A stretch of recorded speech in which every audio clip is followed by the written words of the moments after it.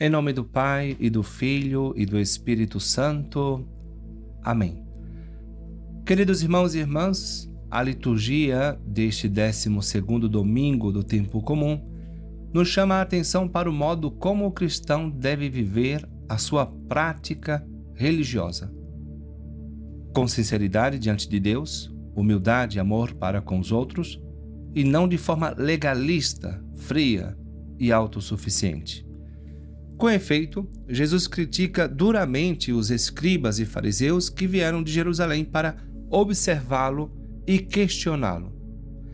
Qual era o problema deles? Certamente eram homens piedosos e queriam seguir a lei de Deus. O problema era o espírito com o qual faziam, extremamente legalistas, a ponto de fixarem-se em simples tradições humanas estabelecidas pelos rabinos judeus, perdendo de vista o essencial da santa lei de Deus. Cumpriam preceitos humanos que foram obscurecendo a pureza da lei de Deus e sua característica de ser sinal de amor. Por exemplo, a lei dizia que o castigo que se fazia a um homem não poderia passar a 40 varadas. Os mestres da lei, os mestres de Israel, permitiam somente 39 para evitar qualquer perigo de ultrapassar a conta da lei. A lei proibia o trabalho no sábado. Os rabinos judeus desenvolveram uma complicada e minuciosa casuística sobre o que se podia ou não podia fazer no dia de sábado. Insistiam que até carregar o instrumento de trabalho no sábado era já um pecado. Assim, um alfaiate não poderia carregar sua agulha no sábado. Jesus, porém, distingue duas atitudes diferentes no homem com respeito a Deus. Uma atitude exterior, que se manifesta com os lábios, com a voz e com os comportamentos exteriores. Outra atitude que os homens não conseguem ver porque pertence ao coração, ao íntimo da alma, mas que Deus tem presente diante dos seus olhos, como diz a Escritura. O homem olha o que aparece. Deus, porém, julga segundo o que o homem tem no coração. Podemos, portanto, dizer que todos os cristãos poderiam se dividir em 3 categorias ou grupos, segundo esses 2 elementos, essas 2 atitudes. Existem aqueles que, em primeiro lugar, se preocupam somente com a parte exterior. São como os fariseus dos quais fala São Marcos neste evangelho. O modo de lavar os copos, ou seja, se detém em tradições exteriores. Nos nossos dias, podemos pensar naqueles que se preocupam somente de cumprir o que se refere aos nossos comportamentos cristãos externos. Por exemplo, ir à missa, se confessar talvez uma vez por ano, respeitar o próximo, não matar, etc. Em poucas palavras, cumprir somente aquilo que se vê, mas fazem isso sem se preocupar verdadeiramente com a vida interior. Talvez estejam até mesmo em pecado mortal há anos. Vivem sem fazer uma verdadeira conversão do coração, sem se confessar ou se confessando, mas escondendo pecados vergonhosos. Não se dão conta que a vida exterior, sem a vida interior verdadeira, em graça de Deus, não serve para nada.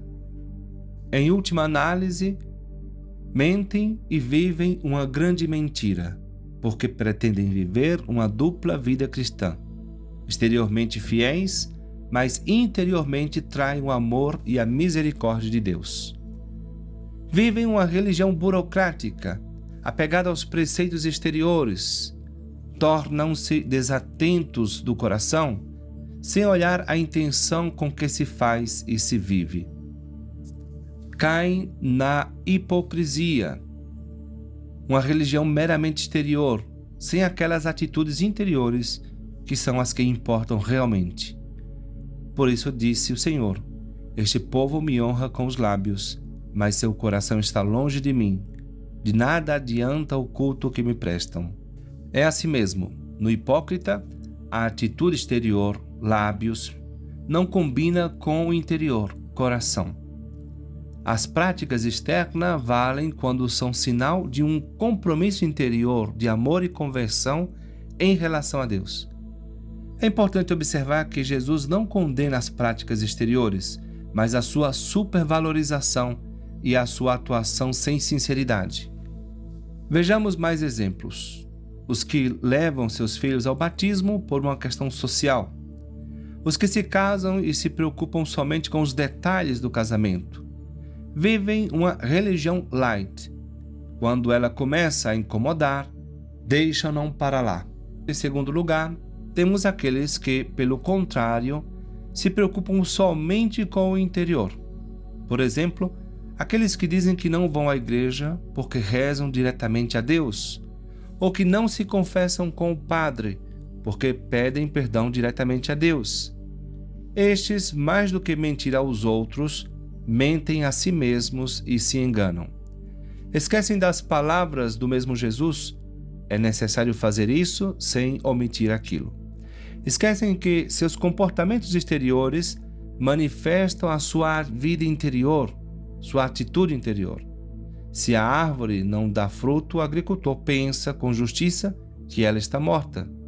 Se a caridade não leva o cristão a manifestar exteriormente o seu amor por Deus, ao menos cumprindo o que o mesmo Deus mandou fazer, devemos concluir que aquela caridade não se encontra no coração daquela pessoa. Rezo na minha casa, sim, mas Deus, através de sua igreja, manda que você vá à igreja. Finalmente, existem os cristãos que têm uma verdadeira vida interior e cumprem, ao mesmo tempo, seus deveres de cristãos. Esses não mentem nem se enganam, porque sua vida é verdadeira. Há também, meus queridos irmãos, o perigo da autossuficiência. A pessoa que se sente segura de si mesma por causa de suas práticas.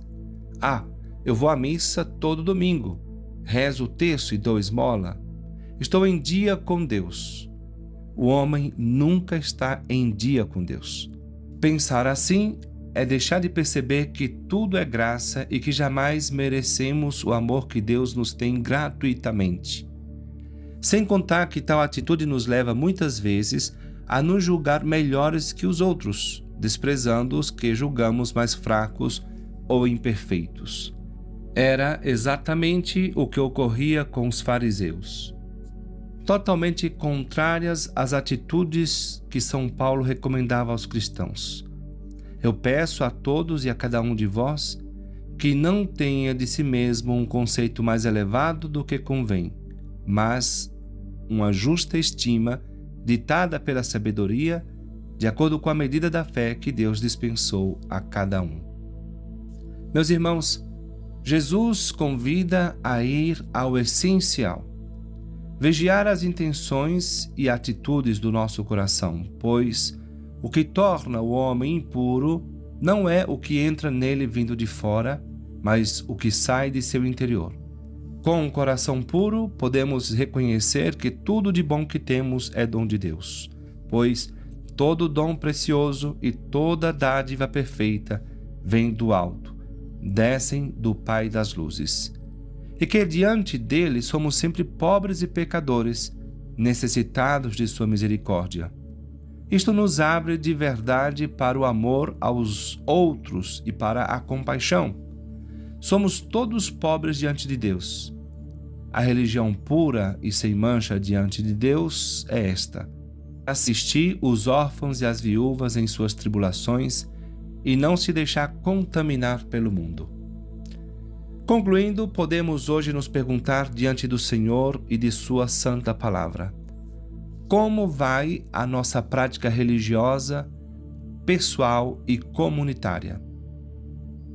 Buscamos um relacionamento amoroso, íntimo e pessoal com o Senhor, ou nos contentamos com uma prática meramente exterior? Julgamos-nos melhores que os outros diante de Deus? Às vezes dizemos: eu não mereci este mal, julgando-nos credores de Deus. Dizemos também: há tanta gente pior que eu, por que aconteceu isso comigo? Julgando-nos melhores do que os outros. O que é mais importante para a nossa vida de fé? Ajudai-nos, Senhor, a viver realmente a nossa fé, radicados no essencial. Vem em nosso auxílio e converte o nosso interior, o nosso coração, assim como aconteceu com muitos santos, para que a nossa vida pessoal, familiar e profissional seja pautada pelo Evangelho. Que possamos tender sempre para a plenitude da verdade e do amor que é Cristo, o único que pode saciar os profundos desejos do coração humano, e que possamos difundir no mundo a sua luz, a sua pureza e a sua bondade. Que a Virgem Maria, a quem agora nos dirigimos em oração, nos ajude a ouvir a palavra de Deus com um coração aberto e sincero, para que oriente todos os dias os nossos pensamentos, nossas escolhas e nossas obras. Amém.